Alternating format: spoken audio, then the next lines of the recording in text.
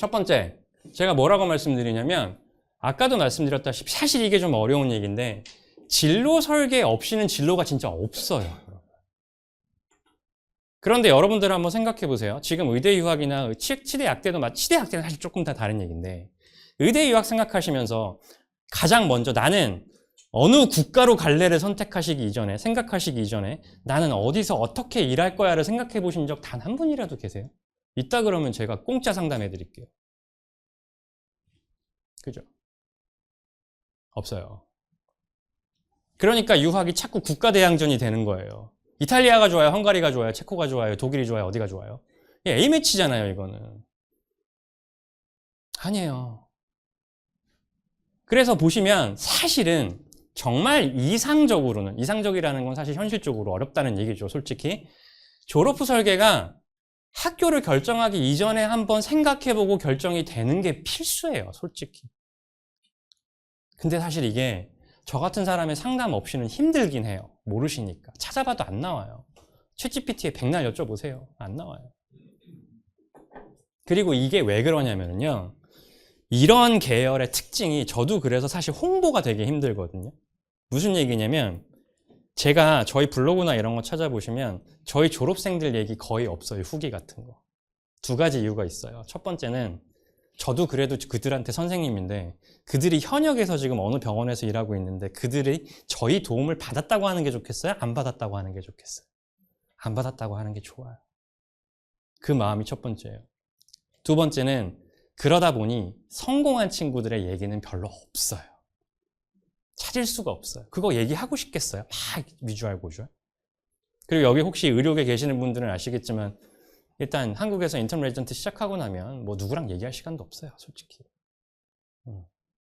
그죠?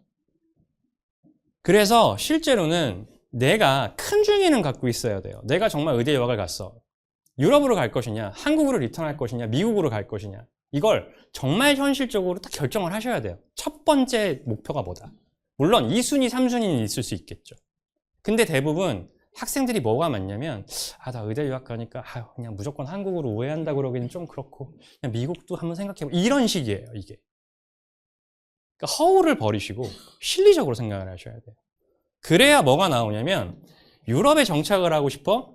맨날 여쭤보세요. 저기 EU 면허가 나온다면서요.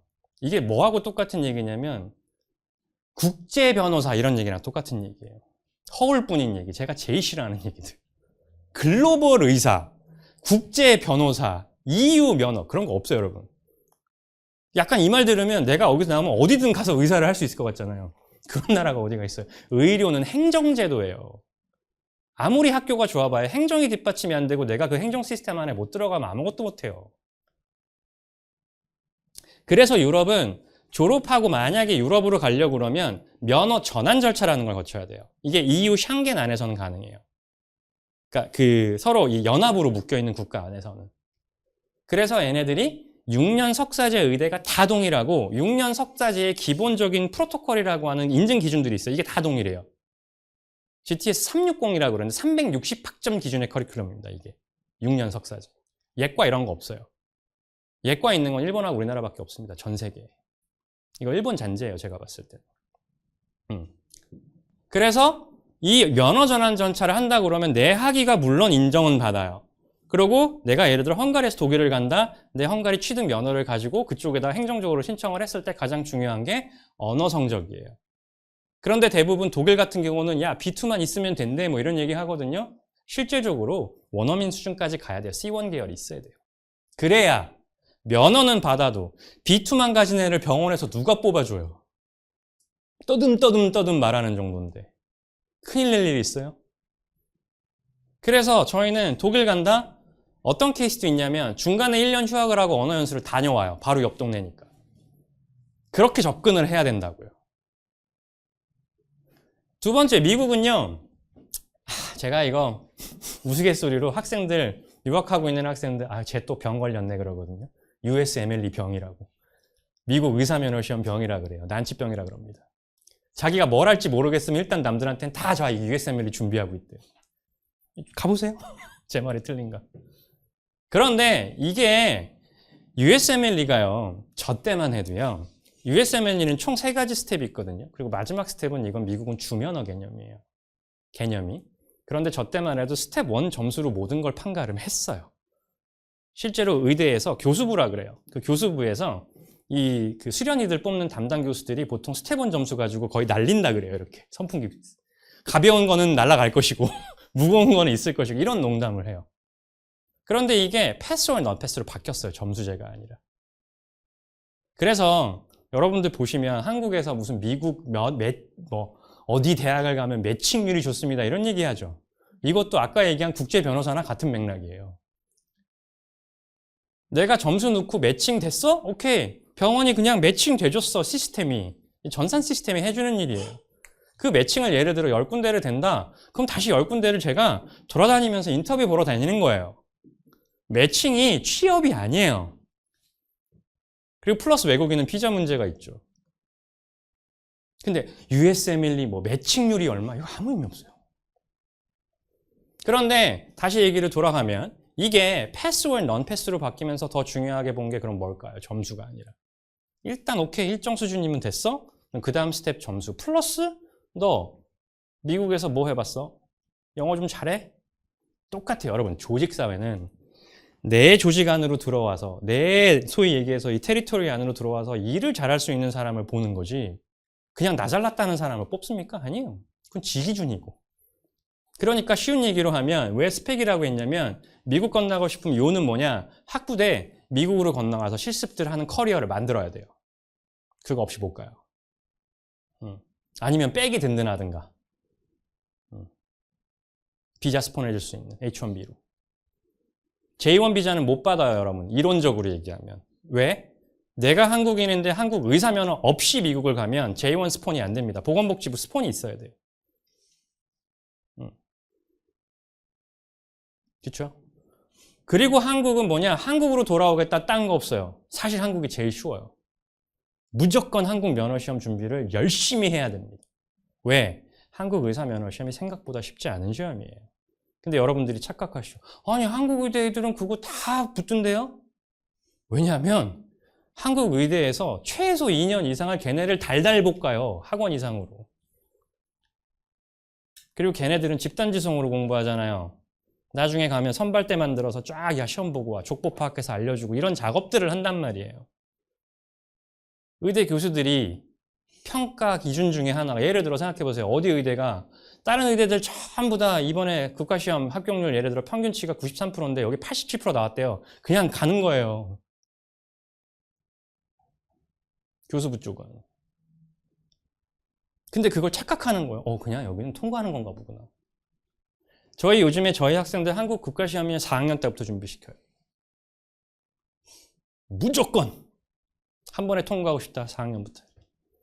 저희가 그래서 인강 시스템이고 뭐고 다 만들어 놓는 거고 심지어 일부 학교들은 저희가 이 프로그램을 자기 학교에 있는 한국 학생들한테 저희가 공급하는 걸 계약 체결을 지금 한 거예요. 다.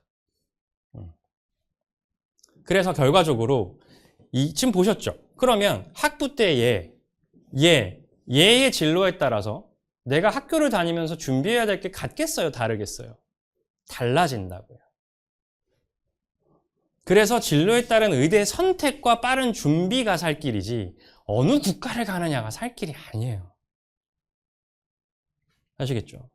그래서 제발 물어보세요. 모르시겠으면. 저희 그래서 상담을 제가 웬만하면 이런 상담들을 제가 시간이 있을 때마다 해드리려고 하고 이런 세미나를 하는 이유예요. 보시면 이거 먼저 보실게요. 외국 의대 출신자들이 지난 5년 평균으로 의사 예비, 한국은 예비시험이라는 게 있어요. 시험을 2번 봐야 돼요. 본시험 전에. 제가 국시원 자료 가지고 계산을 해봤더니 평균이 34.9%예요. 필기 1차 통과 확률이. 이런 현상이 왜 생기냐면 아까 말씀드린 그대로예요. 졸업하고 이제 급급해가지고 막 해. 안 돼요. 저희한테도 국가시험 저희 그 프로그램이 있어요. 저희는 정원제라 다 받지도 못해요. 저희 학생들 위주로만 다 받아요, 일단. 물어보는 시기가 제일 많이 걸려오는 시기가 일단 9월 이후예요. 왜? 9월 졸업 이후. 저 이제 졸업을 했는데요. 어떻게 시작해야 될까요? 열심히 해보세요. 그런데 저희 같은 경우는 지금 전체적으로 여기는 뭐냐면 예비시험 필기하고 이제 실기를 전체적으로 통과한 학생들의 평균이고, 여기는 본시험 실기까지 통과한 평균이에요. 참고로 말씀드리면 예비시험은 1차가 필기, 2차가 실기고요. 본시험은 1차가 실기고 그 다음 필기예요. 이게 순서가 좀 바뀌고, 지금 실기시험까지 다 발표가 난 상황이에요. 그리고 1월 달에 이제 마지막 필기시험을 봅니다. 솔직히 실기까지, 본시험 실기까지 붙었으면 필기시험에서 문제가 되는 확률은 거의 0%에 수렴해요. 예비시험이나 본시험 필기나 다를 거 없어요. 근데 저희는 이 정도 나와요. 이게 뭐냐? 미리 준비하고 미리 깨어 있어야 된다는 얘기예요. 역설적으로 얘기하자 그러면. 그래서 저희들 이런 과정들을 저희가 이제 자체적으로 다 교육을 시키는 게 실제로 여기에 졸업생들도 있지만 대부분은 재학생 때부터 시작한 친구들이에요. 전부 다. 여름방학 특강부터. 왜 이렇게 유난이냐라고 할 수 있는데 그렇지 않으면 힘들어요. 이게. 그리고 실제로 이거는 이거는 오프 더 레코드의 얘기긴 한데, 저희가 이 작업을 왜 5년 동안 지금 힘들게 국가시험 센터를 운영하면서 했냐면, 사실 국내 시험들은 정보 싸움이에요. 그러니까 의대에서 공부를 잘한다고 국가시험을 통과할 수 있는 게 아니에요, 여러분. 예를 들면 이런 거예요. 존스 홉킨스에서 의대를 졸업했어요. GPA 만점으로. 한국 와서 바로 시험을 보면 통과할까요? 그렇지 않아요. 왜? 아까도 말씀드렸죠. 의료는 행정이라 그랬어요. 이 행정이라는 건 결과적으로 뭘 측정하는 거냐면 한국 내 시스템, 임상 환경에서 진료를 잘할 수 있어를 보는 거지, 너 잘난 놈이야를 보는 게 아니라는 거예요. 근데 그 작업을 너무나들 못해요. 특히 혼자 준비하시는 분들은. 이걸 저희가 5년 동안 DB를 쌓는 거예요. 아, 그렇구나. 이런 거 해야 되겠구나. 그리고 아까도 말씀드린 것처럼 지금 저희가 이 학교부터 지금 시작을 하고 있는데, 이게 부다페스트에 있는 세멜바이스 대학이거든요. 여기랑은 저희가 아예 이 KMLE가 한국 의사면허시험의 약자입니다. 이 프로그램을 공급하는 협약 체결을 지금 얼마 전에 끝냈어요. 그리고 이제 양해각서 체결을 하고 이제 그런 보여주기 위한 작업만 좀 남아 있습니다. 기관으로서는 대학에 이런 거 공급하는 거는 저희밖에 없어요. 나름 제가 12년 동안 이런저런 고민을 하면서 굉장히 많은 걸 해오고는 있습니다. 학생을 못 모아서 그렇지. 대량으로 모집을 할 수가 없어요, 이게.